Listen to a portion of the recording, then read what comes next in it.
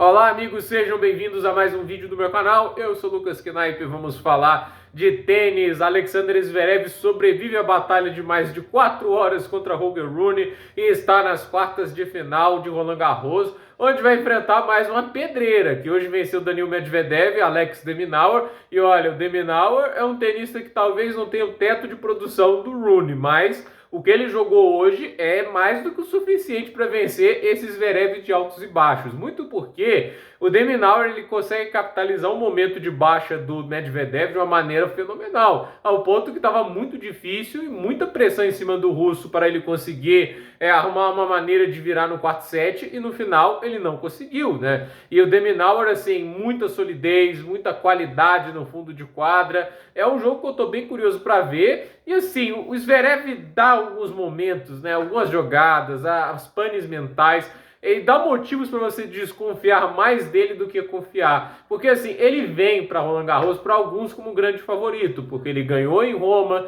ele foi talvez o único cabeça de chave que cumpriu o que se era esperado em Roma, todos os outros decepcionaram.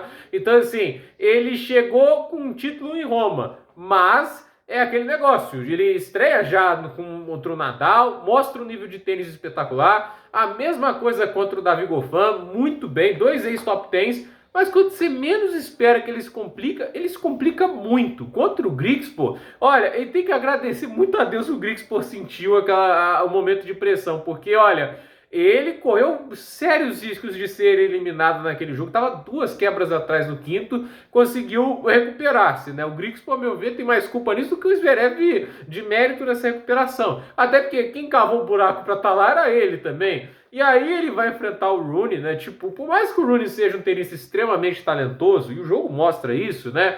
É um tenista com péssima obediência tática, né? Não tem, assim, muito, assim, fidelidade ao plano de jogo. Claramente, o primeiro set que dá certo é o Patrick Mouratoglou falando: vai, explora o forehand dele, não seja ansioso, trabalhe bem o ponto, espere o momento certo para atacar. Porque tem jogos que vale a pena você ir no estilo Rune, de tentar sufocar o adversário com seus ataques, mas a verdade é que, assim, sustentou isso no primeiro set, no segundo isso já morreu, entende? Ele começou a pressar o jogo, começou a dar aquelas quedas, assim, físicas, depois voltava. Mas a questão é, como o do tenista do outro lado é o Zverev, também dá essas panes, o Rune conseguiu ter chances de vencer essa partida. Ele consegue vencer o terceiro set 7-5, e há de se dizer, o voleio podre do Zverev para salvar, que era para salvar um set point, né? Quase, acho que foi fora da área de duplas, né? Se não foi por pouco, né? Mas quadra toda aberta, fácil, entende? O cara faz um voleio daquele, entende? É impressionante, né?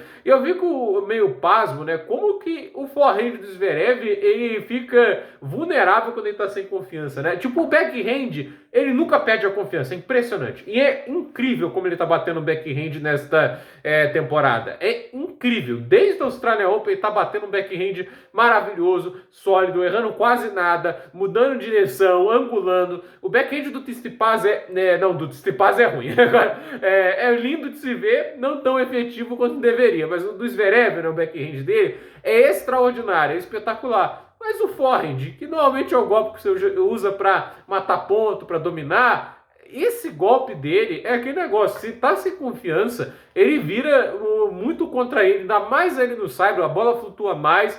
E aí, quando começou a flutuar, o Rune começou a acelerar e o jogo foi se complicando. E assim, esse 4-7 do Zverev, o que ele pediu para perder o jogo não foi brincadeira. Tava sacando pro set e ele foi quebrado, jogou pessimamente o game. Aí vai ali o Rune virar para 6-5, chega até um 0-15, mas dali para frente o Zverev até sustenta bem. O Rune, acho que ele devia ter dado tudo ali naquele game, né? E até dá ali naquele ponto, mas depois do 15 iguais, né, que tem uma troca de bola de quase 40 trocas e o Rune joga para fora, né? E muito pouco, inclusive, né? Ali acho que ele meio que abandonou o game, né, para ir pro tie break, só que no tie break o Zverev foi bem e no último set acabou o gás do Rune. Ficou muito nítido isso, né? Eu acho que esse que é o grande negócio do de Minaur, né? Será que ele tem gás para aguentar o Zverev a partida inteira? A mesma coisa também vale pro Zverev, né? 2 partidas seguidas com mais de 4 horas.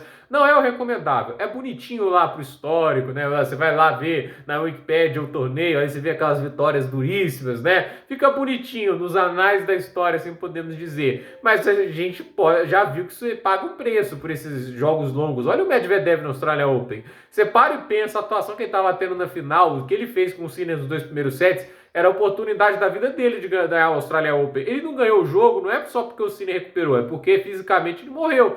Porque ele tinha jogado 24 horas no torneio, ele jogou acho que 8 horas a mais que o Sinner. É coisa demais, entende? A perna sente. Então, eu pessoalmente, olha, esse jogo aí do Zverev, mais uma vez, ele tá tendo desgaste físico que não era necessário. Nenhum jogo do Zverev até agora em Roland Garros foi curto, né? 3 horas contra o Nadal, 4 horas e mais 4 horas ali contra Griekspoor e contra o Rune. E assim, ainda tem mais 2 horas e meia contra o Goffin. O jogo contra o Goffin não foi rápido, então, e é um jogo também bastante físico. Então, o Zverev, ele chega às quartas de final de Roland Garros, né? Tipo, começando com 2 rodadas maravilhosas e 2 outras rodadas que, ao meu ver, ele deixou a desejar em vários momentos. Esse jogo contra o Rune, pelo menos em comparação contra o Griekspoor, ele fica melhor com o adversário de mais alto nível, é um adversário mais perigoso, e quando joga o seu melhor tênis, dá trabalho a qualquer um. Mas ainda assim, é aquele negócio, você tem que aproveitar as suas chances e não dar brecha no adversário. Ele deu, o Rune não aproveitou todas. E é nisso que o Zverev consegue sua vaga às quartas de final e a ver contra o Deminal. Termos de talento, ele está abaixo do Rune.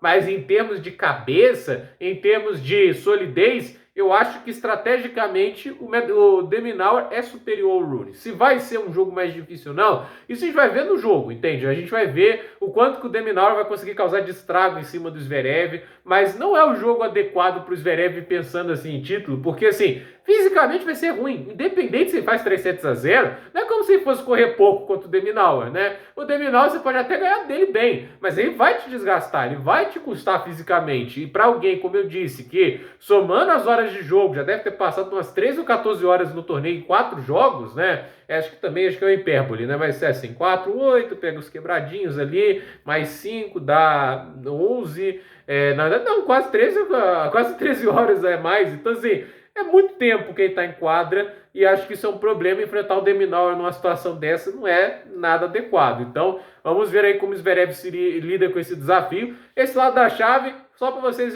terem uma noção da figura.